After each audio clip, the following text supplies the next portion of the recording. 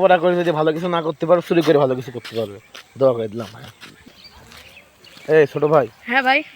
শুনলাম তুমি নাকি নতুন করে আবার লেখাপড়া স্টার্ট করতেছো। জি ভাই।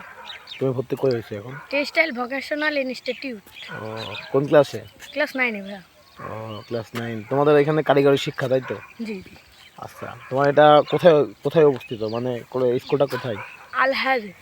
আলহাজ, ওই অরণখোলা নান্নবাড়ি মিলের পাশে? জি জি, তুতফার পাশে। আচ্ছা, তোমার সাবজেক্ট কি?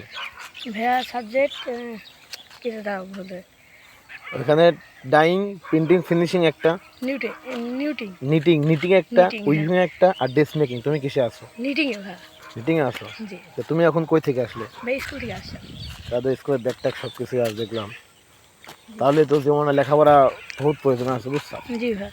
কথাই বলে যে গাড়ি ঘোড়া, এই সরি, লেখাপড়া করে যে গাড়ি ঘোড়ায় চলে। গাড়ি ঘোড়ায় চড়ে যে, লেখাপড়া করে না যে গাড়ি গাড়ি ঘোড়ায় ঘোড়ায় চড়ে না সে। এটা কিন্তু যুক্তি আছে। জি ঠিকই আছে, ভালো করে মন দিয়ে লেখাপড়া করবে। ইনশাআল্লাহ ভাই, দোয়া করবে। অবশ্যই দোয়া রইলো। ছোট ভাই, তোমার হাত মাথায় হাত বুলিয়ে দিলাম, দোয়া দিলাম। আচ্ছা ভাই। তুমি জীবনে কিছু হোক আর না হোক, চুরিটা অন্তত করা শিখতো।